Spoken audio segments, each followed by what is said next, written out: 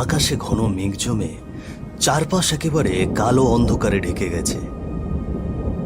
সেই অন্ধকারের মাঝেই গ্রামের মোড়ে নতুন করে উঠেছে এক তেলেভাজার দোকান। দোকানদারের নাম নেপাল পাল। সাদা ধুতি আর ঝকঝকে ফতুয়া গায়ে, মুখে সবসময় এক মায়াবী হাসি লেগে থাকে তার। সময় তখন আনুমানিক রাত 10টা। দোকান একেবারে ফাঁকা। দিনের কোলাহল অনেক আগেই শেষ হয়েছে। যতগুলো তেলেভাজা নেপাল বানিয়েছিল সবই প্রায় শেষ হয়ে এসেছে। এখন দোকান গুটিয়ে বাড়ি ফেরার সময় হয়েছে। নতুন গ্রামে নতুন মানুষজনের ভিড়ে এই দোকান যেন এক অচেনা আলো হয়ে দাঁড়িয়েছে গ্রামের মোড়ে। আকাশটা দেখি একেবারে কালো মেঘে ঢাকছে। আজকেও বেচাকেনা প্রায় মিটেই গেল। এখন দোকানটা গুটিয়ে ফেরাই ভালো হবে। রাতটাও বেশ ঘনিয়ে এসেছে। ইতিমধ্যে নেপাল দোকানের জিনিসপত্র গোছাতে ব্যস্ত, ভাবছে এখন বাড়ি ফিরবে। ঠিক সেই সময় হঠাৎ আকাশ কালো মেঘে ঢেকে গিয়ে ভেতর থেকে গুরুম গুরুম করে বজ্রপাতের শব্দ শোনা গেল। মুহূর্তের মধ্যে চারিদিক অস্থির হয়ে উঠল। প্রচণ্ড বেগে হাওয়া বইতে শুরু করলো। ধুলোবালি উড়ে চোখ মুখ ঝাপসা হয়ে গেল। তারপরেই ঝাঁপিয়ে এলো কালবৈশাখীর ঝড়। তার সঙ্গে নামলো প্রবল বৃষ্টি। এমন বড় বড় ফোঁটা মাটিতে আছড়ে পড়ছিল যে এক নিমিষে দোকানের সামনের পথঘাট চারপাশ সব ভিজে থই থই হয়ে গেল। এ কি কাণ্ড! এই যে কালবৈশাখী ঝড় নেমে এসেছে। এমন ঝড়ের মধ্যে তো বাড়ি যাওয়াই সম্ভব নয়। বাড়ির পথ তো অনেক দূরে, বাঁশঝাড় পার করতে হবে, তারপর জঙ্গল পেরোতে হবে। হায় ভগবান, এ কি বিপদে পড়ে গেলাম! এখন কি করব? ঝড় বৃষ্টি শুরু হওয়াতেই নেপাল একদম দুশ্চিন্তায় পড়ে গেল। তার বাড়ি এ গ্রামের একদম শেষ মাথায়। হতাশ মুখে সে দোকানে একা নিশ্চুপ হয়ে দাঁড়িয়ে রইল। এমন সময় হঠাৎ করে দোকানে থাকা লণ্ঠনের বাতিটি দুলতে দুলতে নিভে গেল। হায় ভগবান, এই কি হলো! লণ্ঠনের বাতিটাও নিভে গেল। আমি তো ঠিক মতোই কেরোসিন ভরেছি, অথচ এত দ্রুত কেন শেষ হয়ে গেল কিছুতেই বুঝতে পারছি না। কি করে হলো? দোকানটির চারপাশ একদম অন্ধকারে ঢেকে গেছে। চারিদিকে শুধুই ঝড় বৃষ্টির তীব্র শব্দ আর নেপালের হতাশ মুখ ছাড়া যেন আর কিছুই নেই। ঠিক সেই মুহূর্তে হঠাৎ নেপালের নজরে আসে দোকানের সামনে কেউ হেঁটে আসছে।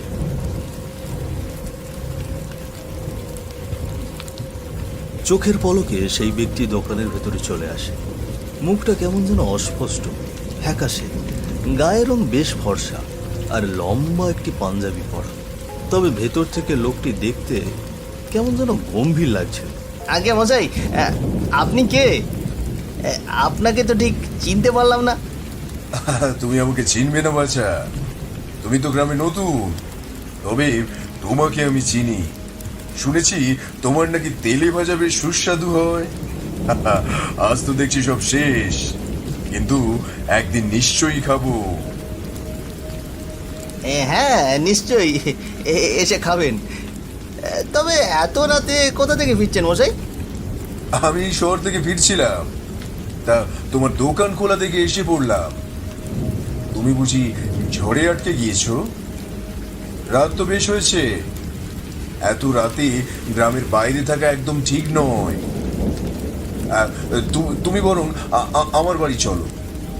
এই সামনেই আমার বাড়ি। আজ থেকে না হয় কাল ভোরে চলে যেও। লোকটির কথা শুনে নেপাল কিছুক্ষণ চুপ করে রইল।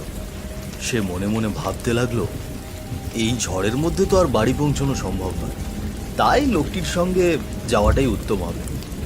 তাছাড়া যে আর কোনো উপায় ছিল না। এই যে কিছু বলছো না যে, কি হলো? ভাবছি এই দুর্যোগপূর্ণ রাতে তো আর বাড়ি ফিরতে পারবো না, তাই আপনার সঙ্গে যাওয়াটাই ঠিক হবে। তা বেশ ভালো চিন্তা, চলো তবে।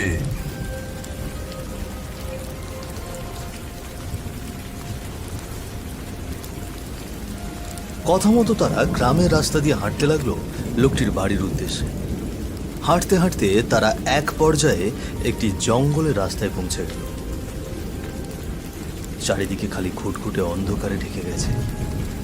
আর শুধু ঝড় বৃষ্টির মধ্যে বজ্রপাতের তীব্র শব্দ শোনা যাচ্ছিল।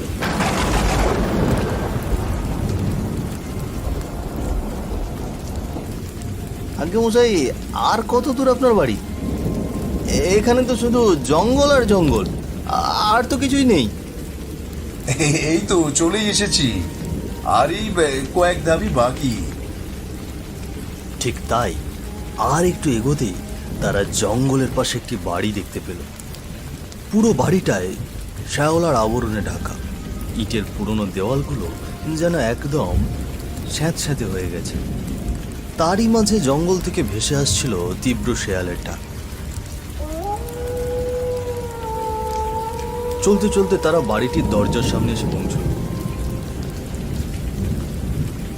ও গিন্নি, আরে দরজাটা খোলো, সঙ্গে যে একজন মেহমান এনেছি, জলদি খোলো।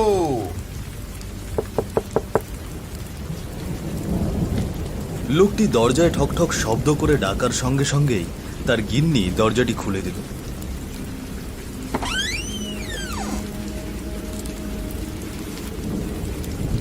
শরীরটা একদম রোগা পাতলা, যেন দীর্ঘদিন কোনো রোগে ভুগছে।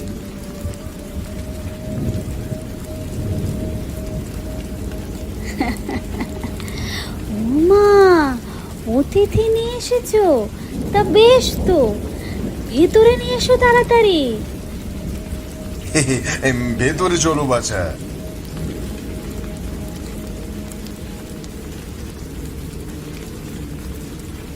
বিমলা, যা অতিথির জন্য গরম গরম দুধ নিয়ে এসো।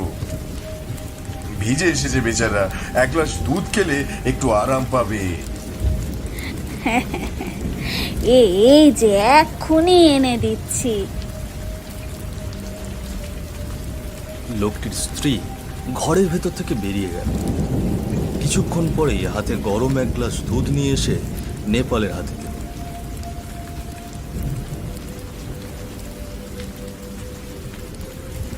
আহ মশাই, এসবের আবার কি দরকার ছিল? আরে না না, খাও খাও, তুমি এখন আমার ঘরের অতিথি। লোকটির কথা শুনে হাসি মুখে নেপাল দুধের গ্লাসটি মুখের কাছে তুলে ধরতে যাচ্ছিল। এমন সময় তার চোখে হঠাৎ ধরা পড়ল দুধের রং একেবারে রক্ত লাল হয়ে গেছে। এটা দেখে তার হাত কাঁপতে শুরু করলো। লাল তরলে ভরা গ্লাসটা হাত ফসকে মাটিতে পড়ে গেল। আর ঠিক তখনই ঘটল আরেকটি অদ্ভুত ব্যাপার। বাইরের গোয়ালে সব গরু হঠাৎ অস্বাভাবিকভাবে চেঁচাতে শুরু করলো।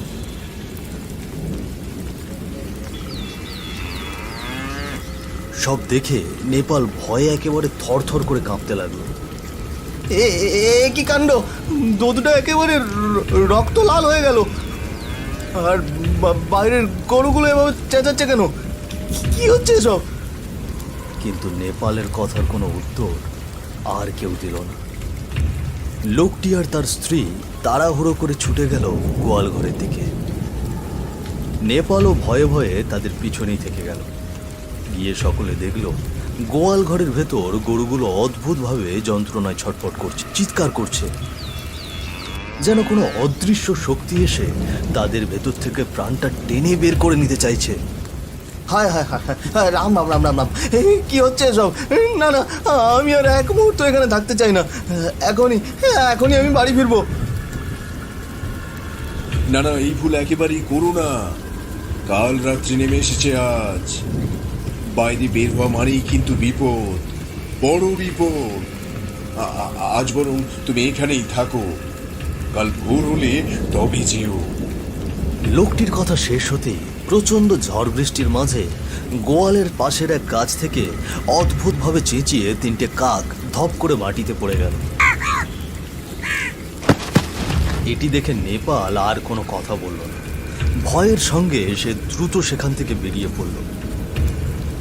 ঝড় বৃষ্টি উপেক্ষা করে গ্রামের আঁকাবাঁকা পথে একা একাই হাঁটতে লাগলো নেপাল। কি অদ্ভুত কাণ্ড রে বাবা! সবই যে ভুতুরে কাণ্ড মনে হচ্ছে। কি সর্বনাশের ভুলে যে আমি ওই লোকটার বাড়িতে গিয়েছিলাম। শুরু থেকেই খটকা লাগছিল, কেমন তেল মাখানো কথা বলছিল। যাকে বাড়ি থেকে বেরোতে তো পেরেছি, সেটাই অনেক। এখন শুধু কোনোভাবে বাড়ি ফিরতে বলেই রক্ষে। কিন্তু এদিকে ঝড় বৃষ্টি তো থামারই নাম নিচ্ছে না। আজ নিশ্চয়ই ভিজতে ভিজতে শরীরে জ্বর এসে যাবে। নেপাল নিজের মনে সব বলতে বলতে সামনে এগিয়ে চলছিল। এদিকে প্রচণ্ড ঝড় বৃষ্টি আর তীব্র বজ্রপাতের শব্দ চারপাশ কাঁপিয়ে তুলছে।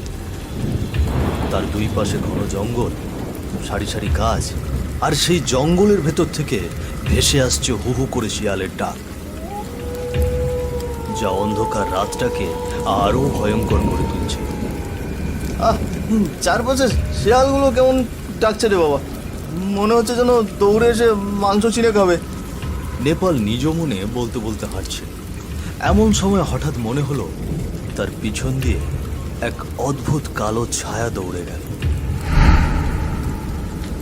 সেই ছায়ার ভেতর শুধু একরাশ লম্বা চুল বাতাসে উড়ে যেতে দেখা গেল। কিন্তু টের পেয়ে নেপাল পিছনে তাকাতেই দেখে সেখানে আর কেউ নেই, শুধু অন্ধকারে ঢাকা ঝড় বৃষ্টির রাস্তা। এ কি, আমি যেন কারো দৌড়ে যাওয়ার শব্দ পেলাম, কিন্তু এখানে তো কেউ নেই। এসব কি হচ্ছে আমার সঙ্গে? হে ভগবান, তুমি আমায় রক্ষা করো, আমায় রক্ষা করো। সামনে ঘুরে নেপাল আবার বাড়ির পথে হাঁটতে লাগলো। ঠিক তখনই সে এক অদ্ভুত ভয়ানক কান্নার আওয়াজ শুনতে পেল।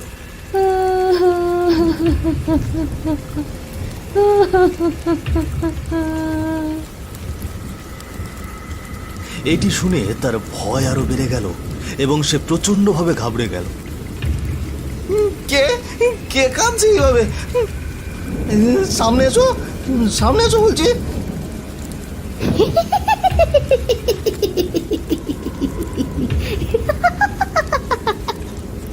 এমন সময় কান্নার শব্দ বদলে তীব্র ভয়ঙ্কর হাসির আওয়াজ চারিদিকে ভাসতে লাগলো। এটি শুনে নেপালের চোখ হঠাৎ একটি গাছের ডালের দিকে গেল। সে দেখল এক ভয়ঙ্কর পেতনি বসে আছে। পুরো শরীর নীলচে, মুখ থেকে জিভ ঝুলছে, চুল ও পা এতই লম্বা যে গাছ থেকে যেন মাটির দিকে ঝুলছে। তার চোখ একদম লাল, আগুনের মতো জ্বলছে।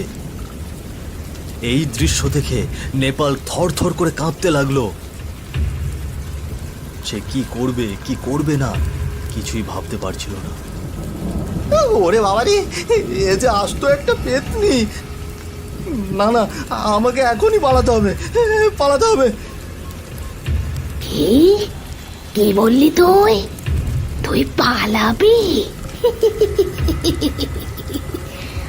আজ পর্যন্ত আমার কাছে আসা কেউ কখনো পালাতে পারেনি। যে এসেছে তার রক্ত আমি চুষে চুষে খেয়েছি। কে তোকে এখানে এত রাতে আসতে বলেছে? এখন তোর রক্ত আমি চুষে চুষে খাবো। না না, আমাকে মেরো না, আমাকে যেতে দাও। আমি এই গ্রামে নতুন, আর কখনো কোনোদিন এই গ্রামে আসবো না। আমাকে যেতে দাও। চুপ, একদম চুপ, একদম চুপ কর। খিদে খিদে, অনেক খিদে আমার। কতদিন হয়ে গেল তাজা মাংস আমি খাইনি। হ্যাঁ, তাই আজ আমি খাবো, খাবো, এখনই খাবো।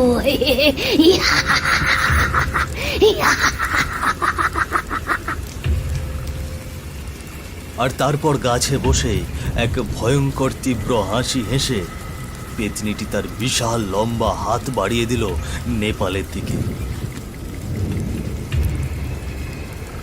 তবে ঠিক তখনই নেপাল একদম ভয়ে আতঙ্কে কাঁপতে কাঁপতে সেখানেই জ্ঞান হারিয়ে পড়ে গেল।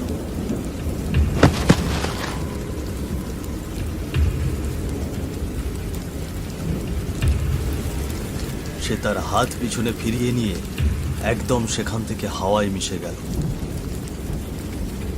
কিছুক্ষণ পরে নেপাল ঝাপসা ঝাপসা চোখ খুলে সামনে তাকালো। তার পাশে দাঁড়িয়েছিলেন সেই লোকটি, যিনি তাকে আশ্রয়ের জন্য নিজের বাড়িতে নিয়ে গিয়েছিলেন।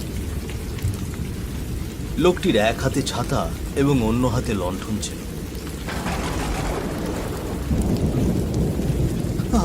আমাকে মারবেন না, আমাকে মারবেন না।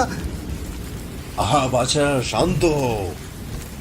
আমি তো তোমাকে আগেই বলেছিলাম যে আজ কাল রাত্রি এই রাত্রে বাইরে বেরোলে বিপদ হয়।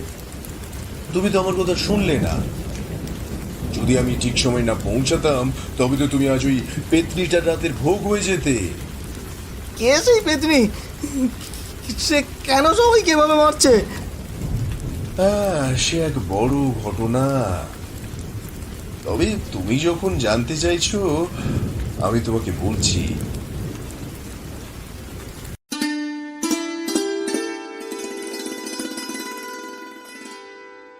মেয়েটির নাম ছিল নিরুপমা। সে তার বাবা মায়ের অতি আদরে বড় করা এক সুকন্যা ছিল। সেদিন রবিবার বিকালে একটি ঘরে যথেষ্ট আয়োজন করা হয়েছিল। আজ মেয়েকে তার বাবার ঠিক করা ছেলেপক্ষ দেখতে এসেছে। সেখানে বসে আছে নিরুপমার বাবা মা, আর পাশে ঘোমটা মাথায় দিয়ে নিরুপমা স্বয়ং। আর তার ঠিক সামনে বসে আছে ছেলেপক্ষের মা বাবা এবং এক যুবক ছেলে। শেষে বিয়ের কথা পাকাপাকি হয়ে গেল। তবে এই বিয়েতে যে নিরুপমা খুশি ছিল না তা তার মুখের দিকে তাকালেই বোঝা যেত। তবে সে সেদিন আর কিছু বলল না। কথা মতো নিরুপমাও সেই যুবকটির বিয়ে হয়ে যায়। তবে এটি আর বেশি দিন স্থায়ী হলো না। এক গভীর রাতে নিরুপমা একটি ছেলের সঙ্গে তার শ্বশুর বাড়ি থেকে পালিয়ে যায়। ছেলেটি তার প্রেমিক ছিল। এতদিন কেউই তা জানত না। তবে সেই রাতের পর সবাই বিষয়টি জেনে যায়, আর লোকলজ্জায় নিরুপমার বাবা তার সঙ্গে চিরকালের জন্য সম্পর্ক ত্যাগ করে দিল। আর আর তারপর কি হলো? আর তারপর সে সেই ছেলেকে বিয়ে করে ফেলে। তবে সেই সংসারের সুখ তার জুটল না।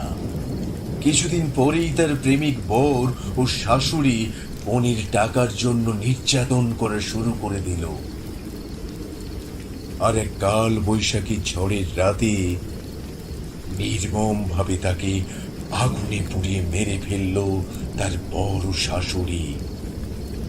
নিরুপমা পুড়ে আগুনে ছটপট করছিল, কিন্তু কেউ তার আর্তনাদ শুনল না। আর এরপর সেই মেয়েটি পেতনি রূপে ফিরে এসে তাদের সকলকে মেরে ফেলে। আর প্রতিকাল বৈশাখীর অমাবস্যার রাতে একবার করে সেই পেতনিটি ফিরে আসে এই গ্রামে। আর যেই পুরুষকে সে দেখতে পায় তাকে সে নির্মম ভাবে মেরে ফেলে। হ্যাঁ বাছা, আমি না জানলে আর কে জানবে এসব? আমি যে সেই মেয়েটির অত ভাগা বাবা। এই কথা শুনে নেপালের চোখ যেন আর লোকটির দিক থেকে সরছিল না। ভয়ে, বিস্ময় ও মায়ায় জমাট বাঁধা সেই মুহূর্ত চিরদিনের জন্য নেপালের মনে এক ইতিহাস রয়ে গেল। জীবনে অন্যায়, লোভ আর অবহেলার ফল কখনো ভালো হয় না। অন্যায় যতই ঢাকতে চাও, একদিন তার বিচার হবেই। তাই আমাদের উচিত নারী পুরুষ নির্বিশেষে সবার প্রতি সম্মান দেখানো, ভালোবাসা ও ন্যায় দিয়ে আচরণ করা। কারণ অন্যায় অবিচার শুধু অশান্তি বয়ে আনে, শান্তি নয়।